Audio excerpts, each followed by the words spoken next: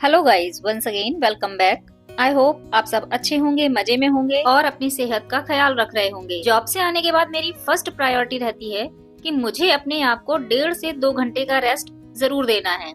तो मैं यहाँ पर थोड़ा रेस्ट करके सोकर उठी हूँ और डिटॉक्स वाटर पीने के बाद अब मैं करूंगी रूम की क्लीनिंग, क्योंकि आज का जो क्लीनिंग है वो ड्राइंग रूम को क्लीन करने का और उसको ऑर्गेनाइज अरेंज करने के लिए डिसाइडेड है। तो मैंने अब चेंज कर लिया है और मैं बना रही हूँ अपनी मोस्ट फेवरेट हेयर स्टाइल, जो कि मुझे एक ही आती है, और वो है सिंपल सा क्लेचर लगा लेना। यहाँ पर कृष्णा का खाना भी खत्म हो गया था, तो मैं अपने काम पर लगने से पहले दे रही हूँ उसको खाना। तो उसके लिए मैंने गाजर को कद्दूकस कर दिया है। थंबनेल देखकर तो आप समझ ही गए होंगे कि आज का वीडियो किस टॉपिक पर है। इससे पहले मैंने आपके साथ मॉर्निंग बिजी डे रूटीन अपना शेयर किया था। इस टाइम पर मेरा बेटा चला जाता है कोचिंग। काम में बोरियत ना हो और थोड़ा सा एनर्जेटिक फील हो, मन खुश रहे, मूड अच्छा हो, तो उसके लिए मैं प्ले कर लेती हूँ बॉलीवुड ओल्ड हिंदी सॉन्ग्स, जो कि मुझे बहुत ज्यादा पसंद है। क्लीनिंग के लिए मेरा बेस्ट टाइम होता है, क्योंकि जब मैं सॉन्ग प्ले करती हूँ तो ना तो मेरा बेटा स्टडी टाइम में डिस्टर्ब होता है और ना मैं। मेरा भी काम मन लगा के अच्छे से होता है। और ये देखिए, जिस तरीके से आपको मेरा घर फैला हुआ दिख रहा है, वैसे आपका भी जरूर फैलता होगा। कहीं पर बर्तन पड़े हैं, ग्लास रखे हैं, कप रखे हुए हैं, कपड़े बिखरे पड़े हुए हैं। हम मॉर्निंग में घर में नहीं होते हैं, ड्यूटी पर चले जाते हैं, तो मेरे बेटे का जहाँ मन करता है वहाँ बैठकर पढ़ाई करता है, तो अपनी बुक्स नोट्स उसी जगह पर छोड़ देता है। और ऐसा नहीं है कि मॉर्निंग में इस रूम की क्लीनिंग नहीं हुई थी। क्लीनिंग तो सभी जगह की होती है।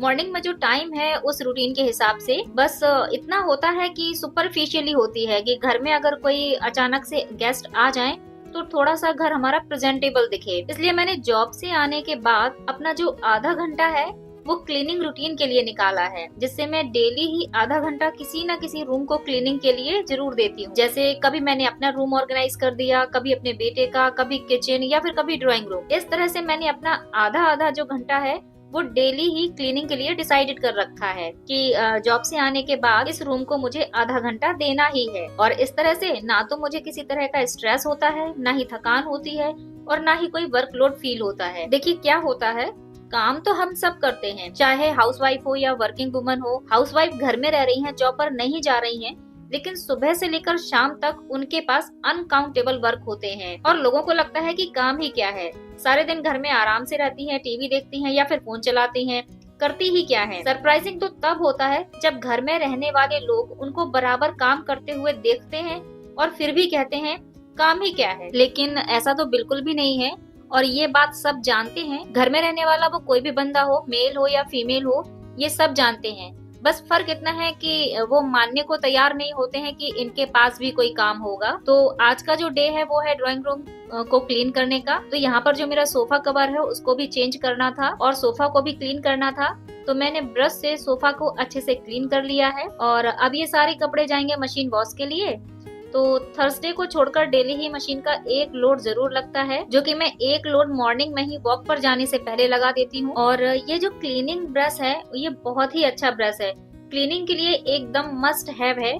क्लीनिंग के टाइम हमें कुछ ऐसे टूल्स जरूर यूज करने चाहिए जो हमारे टाइम को कम कंज्यूम करें और एफर्ट भी कम लगे। इस ब्रश से आप कारपेट, रग, सोफा, कार सीट, इन सब को भी क्लीन कर सकते हैं। इसका लिंक मैं आपको डिस्क्रिप्शन में दे दूंगी, आप चाहे तो चेकआउट कर सकते हैं। और डस्टिंग के लिए मैं तो मोस्टली या तो माइक्रोफाइबर क्लॉथ का यूज करती हूँ या फिर जो कॉटन क्लॉथ्स होते हैं, मैं ऐसे कॉटन क्लॉथ का यूज करती हूँ जो ज्यादा रफ हो जाते हैं, खराब हो जाते हैं और हम किसी को डोनेट नहीं कर सकते, किसी को देने लायक नहीं होते हैं। तो मैं इनके छोटे छोटे से पीस कर लेती हूँ और मैं इनको रख लेती हूँ क्लीनिंग, डस्टिंग या फिर किचन के यूज के लिए। फिर एक एक करके जब मैं इनका यूज करती जाती हूँ तो इनको डिस्कार्ड भी करती जाती हूँ। तो टीवी का स्विच मैंने ऑफ कर दिया है, क्योंकि अगर ये ऑन रहेगी तो डस्टिंग के टाइम ब्राइटनेस की वजह से इसमें लगी जो डस्ट और स्पॉट है वो दिखाई नहीं देंगे। क्लीनिंग के टाइम पे मैं ऐसा कोई भी क्लीनर का यूज नहीं कर रही हूँ, क्योंकि ये डीप क्लीनिंग नहीं है, ये मेरा डेली रूटीन है और रूटीन के अकॉर्डिंग ही मैं रूम की क्लीनिंग कर रही हूँ।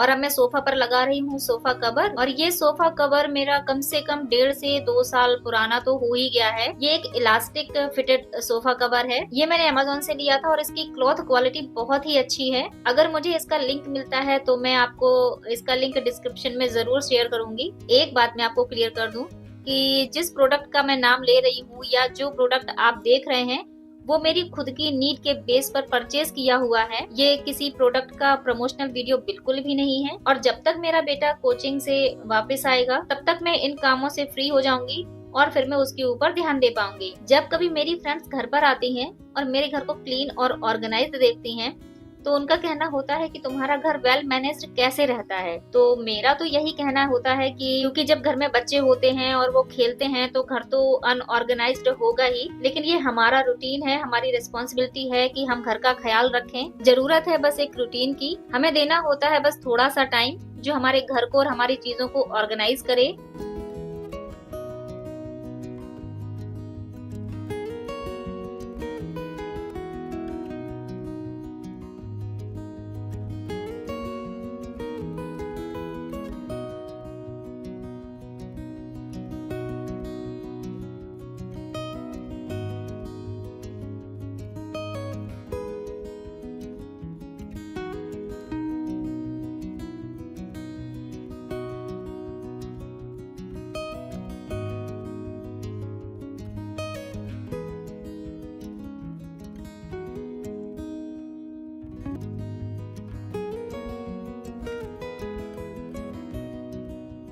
जो मेरा डेली क्लीनिंग का रूटीन है वो शाम को 4 से 4:30 तक का होता है, क्योंकि फिर 5 बजे के बाद कहते हैं ना कि झाड़ू पोछा या फिर डस्टिंग नहीं करी जाती है। तो फ्रेंड्स, ये था मेरा daily half an hour cleaning routine. I hope आपको आज का वीडियो पसंद आया होगा। अगर पसंद आता है तो चैनल को लाइक, शेयर और सब्सक्राइब करना बिल्कुल ना भूलें। मिलते हैं नेक्स्ट वीडियो में किसी नए टॉपिक के साथ। Till then bye bye and always stay happy and healthy.